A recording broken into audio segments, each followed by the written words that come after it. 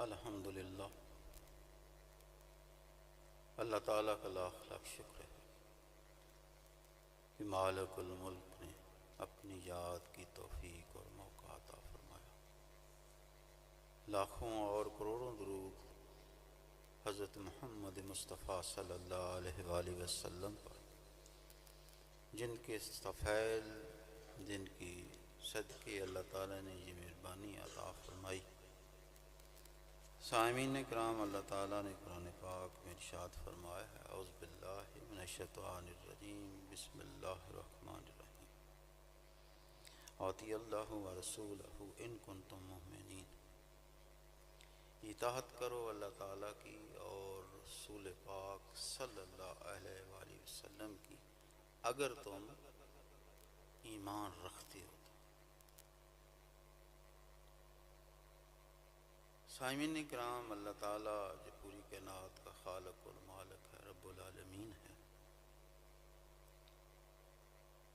یہ سب کچھ اسی مالک اور ملک کا ہے۔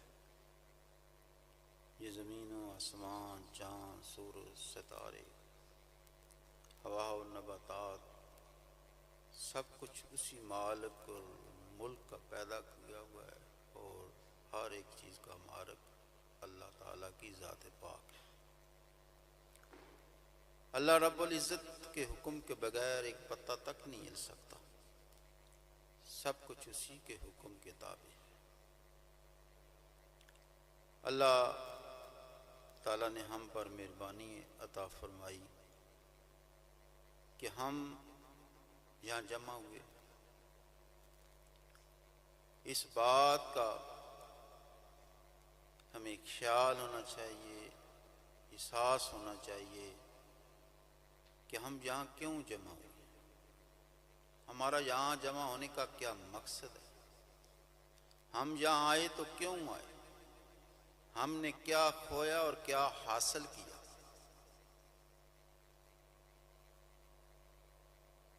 یہاں سب سے پہلے اللہ تعالیٰ کی پاک کلام قرآن مجید فرقان حمید کی تلاوت ہوئی۔ اس محفل کا آغاز اللہ کی پاک کلام سے ہوا، پھر اوراد نظیریہ پڑھے گئے۔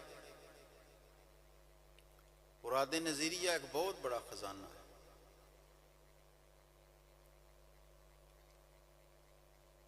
جس میں اللہ تعالیٰ کے پاک نام ہے، اور یہ اللہ تعالیٰ کے پاک نام حضرت حلاج پیر نذیر احمد صاحب رحمۃ اللہ علیہ نے ان اللہ تعالیٰ کے ناموں کو ایک خاص ترتیب سے کعبہ شریف میں اللہ کے گھر میں بیٹھ کر ان کو ترتیب دیا۔ حضور ارشاد فرماتے ہیں کہ جب میں نے ان کو ترتیب دیا اور خاص عادات کے مطابق ان کو پڑھا، اور ان میں سے 3 جو اوراد پاک ہیں ان کو نکال دیا۔ آپ فرماتے ہیں کہ مجھے کعبہ شریف میں بیٹھے ہی اونگ آئی تو میں کیا دیکھتا ہوں کہ ایک بہت بڑی کشتی ہے، جسے سنہری پروں والے پرندے اٹھا کر عرش عظیم کی طرف، آسمانوں کی طرف لے جا رہے ہیں، اور اسی طرح کشتی اوپر چلی جا رہی ہے، پہلے آسمان، دوسرے آسمان، عرش عظیم کی طرف رواں داواں ہے۔ تو کشتی آہستہ آہستہ جو ہے وہ اس کی رفتار سست ہونے لگی۔ تو حضور فرماتے ہیں کہ میں پریشان ہوا تو ندائے غیبی سے آواز آئی کہ ان میں وہ اوراد پاک بھی شامل کر دیں کہ جو آپ نے جن کو نکالا ہے۔ تو حضور پیر صاحب فرماتے ہیں کہ ان اوراد پاک کو بھی شامل کیا تو یعنی کہ وہ کشتی پھر اپنی منزل مقصود تک پہنچ گئی، یعنی کہ عرش عظیم تک، یہاں اللہ تعالیٰ کی کرسی السماوات ہے جو زمین و آسمان پر بھاری ہے۔ تو سامعین اکرام، یہ اوراد پاک اتنے عظیم ہیں کہ ان کا جو ورد کرتا ہے اللہ تعالیٰ ان کی مشکلیں آسان فرماتا ہے، اللہ تعالیٰ ان کی پریشانیاں دور فرماتا ہے، اللہ ان کی دعائیں قبول فرماتا ہے۔ پھر اوراد پاک کے بعد اللہ کا ذکر ہوا، کلمہ شریف کا ذکر ہوا، درود پاک پڑھا گیا، پھر نعت خوانی کا سلسلہ شروع ہوا، نعت خواں حضرات نعتیں پڑھی، اپنی اپنی محبتوں کا اظہار کیا، حضور نبی پاک صلی اللہ علیہ وآلہ وسلم سے اپنی قلبی محبت کا اظہار کیا، اور آپ لوگوں نے اس کا بھرپور طریقے سے، اس پرجوش طریقے سے اس کا اظہار کیا کہ آپ کے دلوں میں کتنی حضور کی محبت ہے۔ تو بات سمجھنے والی یہ ہے کہ ہم نے قرآن کی تلاوت سنی، اوراد پاک پڑھے، نعت خوانی ہم نے سنی، ہم نے کیا سیکھا؟ اس سے ہمیں کیا سبق حاصل ہوا؟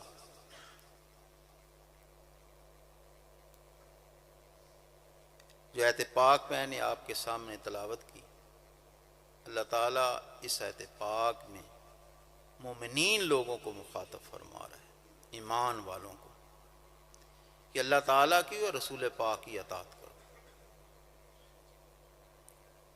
یہ اللہ تعالیٰ کی اطاعت کیا ہے اور رسول پاک صلی اللہ علیہ وآلہ وسلم کی اطاعت کیا ہے؟ حقیقت میں جو حضور کی اطاعت ہے وہی اللہ کی اطاعت ہے، جو حضور نبی پاک صلی اللہ علیہ وآلہ وسلم نے ارشاد فرمایا وہی اللہ کا ارشاد ہے، جو اللہ نے ارشاد فرمایا یہ وہی رسول پاک کا ارشاد ہے۔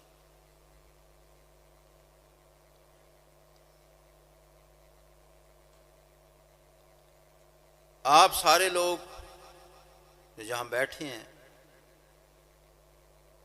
میں آپ سے یہ سوال کرتا ہوں کہ کیا آپ واقعی حضور نبی پاک صلی اللہ علیہ وآلہ وسلم سے محبت کرنے والے ہیں؟ ہاتھ اٹھا کر اس بات کا اظہار کریں کہ واقعی آپ محبت کرنے والے ہیں۔ کون کون ہے جو محبت کرنے والا ہے؟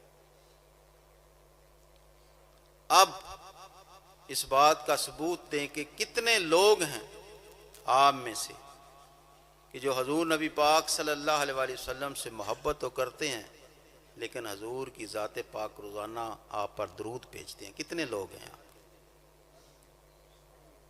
صحیح ایمانداری سے بتائیں کتنے لوگ ہیں جو آپ حضور نبی پاک صلی اللہ علیہ وآلہ وسلم پر روزانہ درود پاک بھیجتے ہیں؟ اور کتنے ایسے لوگ ہیں جو روزانہ 5 وقت کی نماز ادا کرتے ہیں؟ تو اب تو شرمندگی ہوئی کہ ہم ہزار تو کرتے ہیں کہ ہم حضور کے امتی ہیں، حضور سے محبت کرنے والے ہیں، یہ ہمارا ہزار صرف زبان تک ہے۔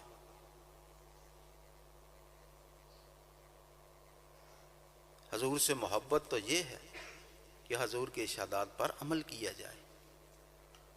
حضور فرماتے ہیں کہ نماز میری آنکھوں کی ٹھنڈک ہے۔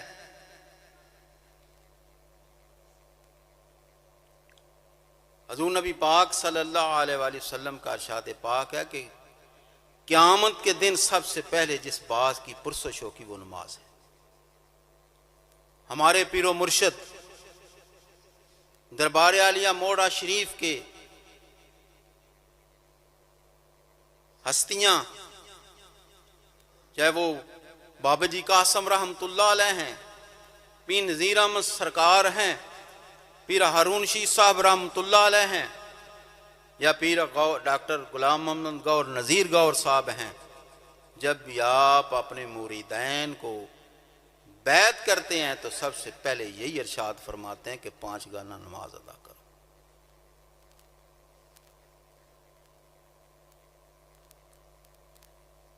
تو نماز قیامت کے دن سب سے پہلے نماز کی پرسش ہوگی۔ دعویٰ تو ہم یہ کرتے ہیں کہ ہم حضور نبی پاک صلی اللہ علیہ وسلم کی عاشق ہیں اور اپنی نمازوں کو بلائے بیٹھے ہیں۔ دعویٰ تو ہم حضور سے محبت کا کرتے ہیں اور حضور نبی پاک صلی اللہ علیہ وآلہ وسلم پر درود نہیں بھیجتے۔ حضور کا فرمان عالی شان ہے کہ جو مجھ پر 1 مرتبہ درود بھیجتا ہے اللہ تعالیٰ اس پر 10 مرتبہ رحمت نازل فرماتا ہے۔ حضور کا فرمان علی شان ہے کہ جو مجھ پر جتنا زیادہ درود بھیجتا ہے اتنے ہی قیامت کے دن وہ میرے قریب ہو۔ آج تو میں حقیقت بات ہے، آج کا دور جو ہے وہ میڈیا کا دور ہے، سوشل میڈیا، نیٹ کا دور ہے۔ آج کوئی بات چھپی ڈھکی نہیں رہ گئی۔ آج تو ان لوگوں سے کہ بھی حقیقت میں زبان سے سن رہا ہوں کہ جو درود پڑھنے کے انکاری تھے کہ درود نہیں پڑھنا چاہیے، تو ان لوگوں کی زبان سے میں سن رہا ہوں کہ وہ بھی درود پاک کی فضیلت کو بیان کر رہے ہیں۔ اور اللہ تعالیٰ خود قرآن پاک میں ارشاد فرماتا ہے کہ اے ایمان والو، میں اور میرے فرشتے آپ صلی اللہ علیہ وآلہ وسلم پر درود بھیجتے ہیں۔ تو آپ بھی درود، میں اور میرے فرشتے درود بھیجتے ہیں، تو ایمان والو تم بھی میرے پیارے پر درود اور سلام بھیجو۔ یہ اللہ خود درود بھیجتا۔ تو یہ حضور نبی پاک صلی اللہ علیہ وآلہ وسلم سے محبت ہے، اور حضور سے محبت ہی حقیقت میں دونوں جانوں کی کامیابی ہے، دونوں جانوں کی کامرانی ہے۔ اگر حضور سے محبت نہیں تو ہم اللہ کی محبت کو کبھی بھی حاصل نہیں کر سکتے۔ حضور کی محبت ہی حقیقت میں کامیابی اور کامرانی۔ صحابہ کرام وہ ہستیاں جنہوں نے حضور نبی پاک صلی اللہ علیہ وآلہ وسلم کا دور پایا، حضور کی اطاعت کی، حضور سے محبت کی، حضور کو اپنی آنکھوں سے دیکھا، اپنی آنکھوں سے حضور کا دیدار کیا، اپنے کانوں سے حضور نبی پاک صلی اللہ علیہ وآلہ وسلم کے ارشادات کو سنا، حضور نبی پاک صلی اللہ علیہ وآلہ وسلم کے ایک ایک اشارے پر انہوں نے اپنا سب کچھ قربان کیا۔ وہ صحابہ تھے جنہوں نے اعلیٰ مراتب حاصل کیے، اور ایک صحابی کا اتنا درجہ ہے کہ اگر 70 ولی ساری زندگی کوشش کریں 70 ولی کہ وہ صحابی کے درجے کا پر پہنچ جائے تو نہیں پہنچ سکتے۔ حضور نبی پاک صلی اللہ علیہ وآلہ وسلم کا ارشاد پاک ہے کہ میرا ایک امتی اگر اود پہاڑ کے برابر صدقہ دے، اور میرا ایک صحابی ایک سہا یعنی کہ صدقہ دے، تو میرے صحابی کا صدقہ اس اود پہاڑ کے دینے والے سے بڑا ہے۔ یعنی کہ صحابہ اکرام کے وہ درجات ہیں۔ اگر آپ اپنے ایمانوں کو پختہ کرنا چاہتے ہیں تو صحابہ اکرام کے حالات زندگی پڑھا کریں انہوں نے کس طرح حضور نبی پاک صلی اللہ علیہ وآلہ وسلم سے اپنی محبتیں قائم کی. انہوں نے سب کچھ حضور کی محبت پر قربان کیا. نہ وطنوں کو دیکھا، نہ اپنے جگیروں جداتوں کو دیکھا، نہ اپنے ماں باپ کو دیکھا، نہ اپنی جانوں کو دیکھا، سب کچھ حضور کی محبت پر قربان کر دیا. تو دوستو، اگر چاہتے ہو دونوں جہانوں میں کامیابی اور کامرانی تو نسبت رسولی حاصل کرو. حضور نبی پاک صلی اللہ علیہ وآلہ وسلم سے اپنی دلی محبتیں قائم کرو. اور محبت کا یہ تقاضا ہے، محبت یہ سکھاتی ہے کہ جس سے محبت کی جاتی ہے اس پر انسان مر مٹتا ہے، اس کی ایک ایک ادا پر وہ مر مٹتا ہے.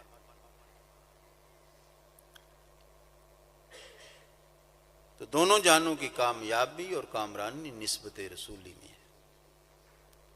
یہی اس محفل کا مدعا ہے، مقصد ہے کہ ہم نسبت رسولی حاصل کریں. آپ کو اللہ کی یاد کرائی، آپ نے نعتیں پڑھیں، درود پاک پڑھا. اس پوری محفل کی جو شکل ہے یہ زندگی کا بسر کرنے کا ایک طریقہ ہے کہ ہم اللہ کی یاد بھی کریں، اللہ کا تعالیٰ کا ذکر و اذکار کریں. آپ نے نماز بھی پڑھی، باجماعت نماز بھی ہوئی، نماز بھی پڑھی، قرآن کی تلاوت بھی ہوئی، نعتیں بھی پڑھی، درود پاک بھی پڑھا. یہ زندگی کا بسر کرنے کا طریقہ ہے. یعنی کہ انسان زبانی بس سب اظہار کرے.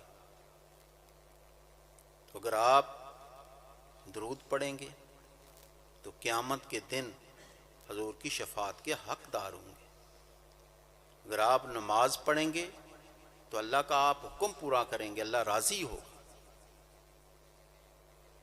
اور یہ دنیا کی زندگی عارضی زندگی ہے، ختم ہو جانے والی زندگی ہے، بالکل تھوڑی سی قلیل سی زندگی ہے.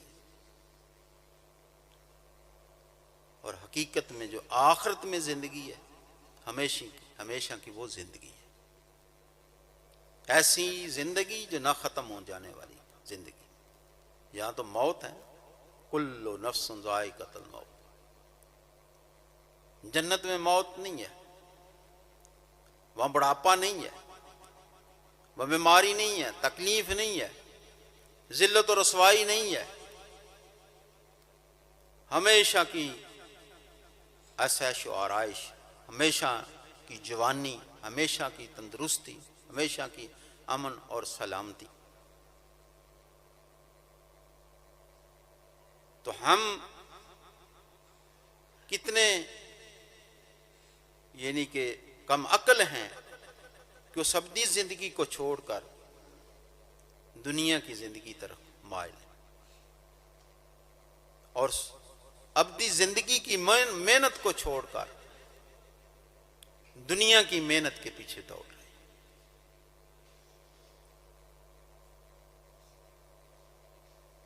دوستو، اگر چاہتے ہو کامیابی دنیا میں بھی اور آخرت میں بھی، تو جو ہمارے پیر و مرشد نے ہمیں سبق دیا کہ نسبت رسولی حاصل کرو، کیونکہ نسبت رسولی ہی میں دونوں جانوں کی کامیابی ہے.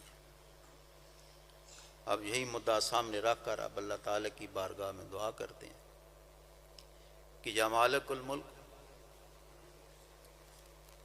تم رحمان ہے، رحیم ہے، مہربان ہے، بخشنے والا ہے، خطاؤں کو معاف کرنے والا ہے. تیرے جتنا کوئی غفور و رحیم نہیں، کوئی معاف کرنے والا نہیں، تیرے جتنا کوئی مہربان نہیں. یا مالک الملک، اپنی پاک ربوبیت کے ساتھ کوئی ایسی ہم سے لغزش نہ ہو، کوئی ایسی خطا نہ ہو جو تیری ناراضگی کا سبب ہو، تیرے محبوب کی ناراضگی کا سبب ہو. یا مالک الملک، ہم بہت کمزور ہیں. یا مالک الملک، ہم دو ان چھپے ہوئے دشمنوں سے یعنی نہ شیطان اور نہ نفس کا ہم مقابلہ کر سکتے ہیں. یہ دو بہت ہی مکار چلاک دشمن ہیں یا مالک الملک ان کے مقابلے میں ہماری مدد فرما، ہم تیری پناہ چاہتے ہیں، تجھ سے مدد چاہتے ہیں، تیری مہربانی چاہتے ہیں۔ یا مالک الملک ہم پر اپنی خاص مہربانی فرما۔ یا مالک الملک خادم مجلس کی تمام نیک خواہشات پوری فرما۔ یا مالک الملک ہمارا چلنا پھرنا اٹھنا بیٹھنا جہاں جمع ہونا سب اپنی رضا کے مطابق رکھ۔ یا مالک الملک حاضرین مجلس کی تمام نیک حاجات پوری فرما، تمام مسلمانوں کی نیک حاجات پوری فرما۔ یا مالک الملک محتاجوں کو غنی کر دے، بے روزگاروں کو روزگار عطا فرما، بیماروں کو صحت کاملہ عطا فرما، بے اولادوں کو نیک صالح اولاد عطا فرما۔ یا مالک الملک بے نمازیوں کو نماز ادا کرنے کی توفیق عطا فرما۔ یا مالک الملک ہمیں حضور نبی پاک صلی اللہ علیہ وآلہ وسلم کی سچی محبت عطا فرما۔ یا مالک الملک اپنی اور اپنے محبوب کی تابعداری اور فرما برداری عطا فرما۔ یا مالک الملک ہماری زندگی اس طرح بسر ہو کہ جس طرح تیری رضا ہے، جس میں تیری خوشنودی ہے۔ یا مالک الملک عذاب قبر سے عذاب جہنم سے نجات عطا فرمانا، قیامت کے دن حضور نبی پاک صلی اللہ علیہ وآلہ وسلم کی شفاعت عطا فرمانا۔ یا مالک الملک حاضرین مجلس کی تمام خواہشات پوری فرما، ان کی جھولیاں بھر کر جائیں سے اپنے گھروں میں لٹانا۔ یا مالک الملک جو اولادیں اپنے ماں باپ کی فرما برداری نہیں کرتی ان اولادوں کو ہدایت عطا فرما کہ وہ اپنے ماں باپ کی فرما برداری کریں۔ یا مالک الملک ہماری نیک حاجات پوری فرما۔ یا مالک الملک ہمارے پیر خانہ درباری علیہ موڑا شریف کو دن دگنی رات چگنی ترقی عطا فرما۔ یا مالک الملک ہمارے پیر صاحب اللہ حضرت حلاج پیر ہارون شیخ صاحب رحمۃ اللہ علیہ کے درجات بلند فرما، قیامت تک درجات بلند فرما۔ موجودہ جو ہمارے پیر صاحب ہیں اللہ حضرت حلاج پیر ڈاکٹر غلام محمد گور نذیر گور صاحب، اللہ یا مالک الملک ان کے درجات بلند فرما، انہیں کامیابیاں اور کامرانیاں عطا فرما، صحت کاملہ عطا فرما۔